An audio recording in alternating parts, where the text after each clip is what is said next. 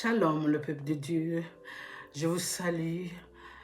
Soyez les bienvenus. Soyez bénis abondamment. Dans le nom de Jésus, j'espère que vous allez bien. Nous y sommes à notre rendez-vous de lire la Bible ensemble. La fois passée, nous avons lu 2 pages de 1 Chronique. C'était la page 17 à 18. Aujourd'hui, nous allons prendre 19 à 20, bien sûr, toujours dans le livre de 1 Chronique. Amen. Sans tarder, je vais prier et puis on va commencer. Amen. Alléluia. Merci, tendre Père, de permettre ce moment de lire la Bible ensemble. Merci, Seigneur, de nous enseigner, de nous illuminer afin que nous comprenions ta parole. Merci, Papa chéri, dans le nom de Jésus. Tu es digne, Papa. Tu es digne des adorations, de louanges, des honneurs, Papa.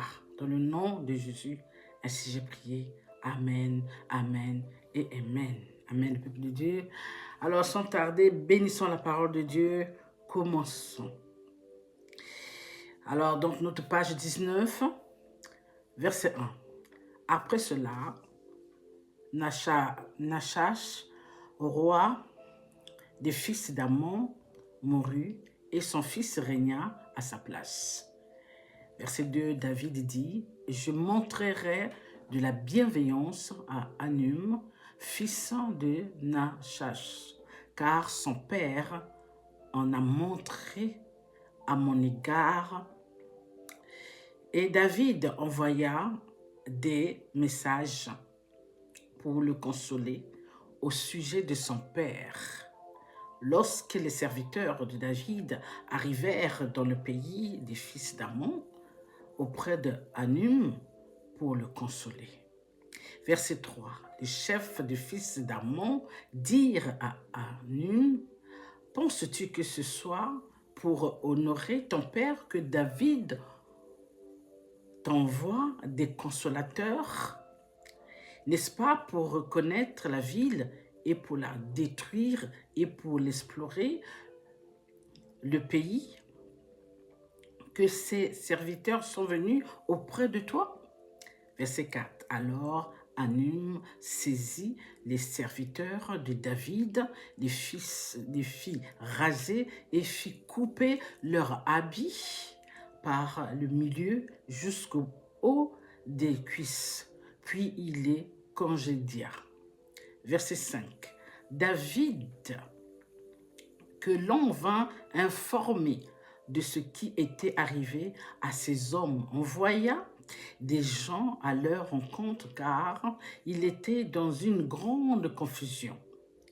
Et le roi leur fit dire, « Restez à Jéricho, jusqu'à ce que votre barbe ait repoussé, et revenez ensuite. »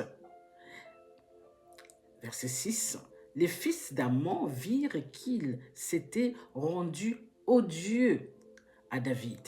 Et Hanun et les fils d'Ammon envoyèrent 1000 talents d'argent pour prendre à leurs soldats des chars et des cavaliers chez les Syriens de Mésopotamie et chez les Syriens de Maca et de Tchoba. Verset 7. Ils prirent à leurs soldats, à leur solde 32 000 chars, et le roi de Maca avec son peuple, lesquels virent camper devant Médéba. Les fils d'Ammon se rassemblèrent de leur ville et marchèrent au combat. Verset 8. À cette nouvelle, David envoya contre eux Joab et toute l'armée, les hommes vaillants. Verset 9. Les fils d'Ammon sortirent et se rangèrent en bataille à l'entrée de la ville.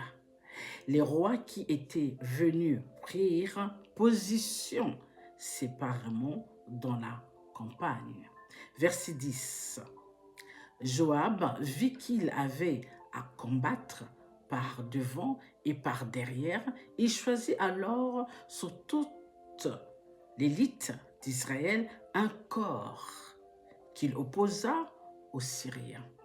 Verset 11, et il plaça sous le commandement de son frère Abiachaï le reste du peuple pour faire face aux fils d'Amon. Verset 12, il dit, si les Syriens sont plus forts que moi, tu viendras à mon secours. Et si les fils d'Amon sont plus forts que toi, j'irai à ton secours. Verset 13. Sois ferme et montrons du courage pour notre peuple et pour les villes de notre Dieu. Et que l'Éternel fasse ce qui lui semblera bon. Verset 14, Joab, avec son peuple, s'avança pour attaquer les Syriens, et ils s'enfuirent devant lui. Verset 15, et quand les fils d'Amon virent que les Syriens avaient pris la fuite, ils s'enfuirent aussi devant Abichaïs, frère de Joab, et rentrèrent dans la ville. Et Joab revient à Jérusalem. Verset 16. Les Syriens, voyant qu'ils étaient battus par Israël, envoyèrent chercher les Syriens qui étaient de l'autre côté du fleuve. Et Shophach, chef de l'armée d'Adarézer, était à leur tête. Verset 17. On l'annonça à David qui assembla tout Israël, passa le Jourdain, marcha contre eux et se prépara à les attaquer. David se rangea en bataille contre les Syriens. Mais les Syriens, après s'être battus avec lui, s'enfuirent devant Israël. Verset 18. David leur tua les troupes de 7000 chars et 40 000 hommes de pied. Et il fit mourir Shophach, chef de l'armée. Notre dernier verset 19. Les serviteurs d'Adarézer, se voyant battus par Israël, firent la paix avec David et lui firent assujettir. Et les Syriens ne voulurent plus secourir les fils d'Amon. Prenons notre deuxième page, la page 20, toujours un chronique. Poursuivons. L'année suivante, au temps où les rois se mettaient en campagne, Joab, à la tête d'une forte armée, alla ravager le pays des fils d'Amon et assiéger Rabat, mais David resta à Jérusalem. Joab bâtit Rabat et la détruisit. Verset 2. David enleva la couronne de dessus la tête de son roi et la trouva du poids d'un talent d'or. Elle était garnie de pierres précieuses. On l'a mis sur la tête de David, qui emporta de la ville un très grand butin. Verset 3. Il fit sortir les habitants et il les mit en pièces avec des scies, des herses, des fers et des haches. Il traita de même toutes les villes des fils d'Amon. David retourna à Jérusalem avec tout le peuple. Verset 4. Après cela, il y eut une bataille à Gézer avec les Philistins. Alors Sibecaï, le Hushatite, tua Sipaï, l'un des enfants de Rapha. Et les Philistins furent humiliés. Verset 5. Il y eut encore une bataille avec les Philistins. Et El-Chanan, fils de Jaïr, tua le frère de Goliath, Lachmi de Gath, qui avait une lance dont le bois était comme une ensouple de tisserand. Verset 6.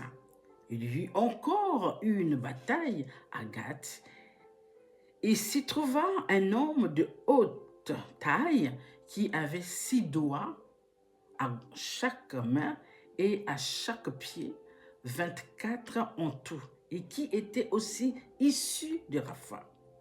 Notre verset 7, il jeta un défi à Israël et Jonathan, fils de Shiméa, frère de David, le tua. Notre dernier verset 8, cet homme était, ces hommes étaient des enfants de Rapha à Gath. Ils périrent par la main de David et par la main de ses serviteurs. Bénissons la parole de Dieu. Alors, nous arrivons à comprendre ces hommes et des femmes qui marchent avec le Père. Lorsque tu obéis, ça revient même, lorsque tu obéis au Père, lorsque tu marches comme le Père te demande de marcher, soyez-en sûrs, la victoire vous appartient. Peu importe vos ennemis, peu importe leur force, peu importe leur puissance. Comme je le dis souvent, il n'y a aucune puissance sur la terre qui dépasse la puissance de notre Père. Il n'y a aucun pouvoir sur cette terre qui dépasse le pouvoir de notre Père. Donc nous pouvons rester tranquilles, calmes, malgré ce que nous voyons, c'est vrai, malgré ce qui se passe, mais on était prévenus, n'est-ce pas? L'enfant de Dieu, un enfant de Dieu, quand il voit ces choses-là, c'est qu'on était déjà prévenus. En plus de ça, le Père nous fait des piqûres de rappel qu'il y aura ces choses-là, il y aura ceci, il y aura cela. Et la plupart des enfants de Dieu ne prennent pas compte. C'est au moment que ça tombe, c'est là que nous disons, ah oui, ce que le Père avait dit, c'était la vérité. Mais oui, lorsqu'il parle, lorsqu'il nous dit des choses, c'est toujours la vérité. Dieu ne s'amuse pas pour jouer avec nous. Quand il parle, c'est qu'il y a quelque chose, et c'est vrai. Que ça nous plaise ou pas, c'est la vérité. Il y a des vérités, ça nous fait mal, on a peur. Mais c'est la vérité. C'est à nous maintenant de s'arranger, d'être comme il demande d'être. Donc, tous ceux-là qui marchent avec le Père, comme David, comme tous nos ancêtres qui ont marché avec le Père, lorsqu'ils obéissaient, remarquez bien, ils avaient tout le temps la victoire.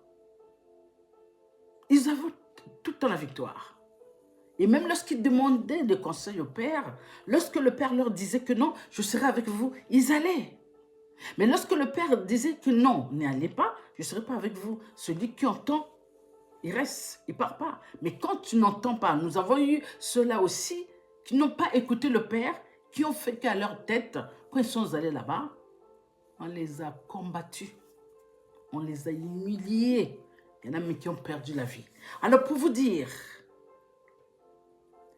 lorsque le Père nous parle, ce n'est pas que l'époque de nos ancêtres, c'est cette époque-là. Tout ce que nous voyons là, tout ce que Dieu nous dit dans la Bible, c'est cette époque, c'est cette génération. Alors faisons attention. Obéissons simplement. Évitons le mal. Éloignez-nous de tout ce que Dieu dit non. Toutes les interdictions que vous et moi nous connaissons. Il ne faut pas ici, il ne faut pas là, il faut faire attention, il ne faut pas accepter ci, il ne faut pas... Tout ça, vous le savez. Alors, arrangez-vous vers le Père et non de l'autre côté.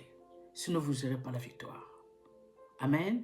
Sur ce, je vous aime. Alors, soyez bénis abondamment. Soyez protégés par le Père. Que le Père vous guide, que le Père vous illumine, afin que vous compreniez la parole de Dieu. Parce que c'est ce que Dieu souhaite pour chacun d'entre nous.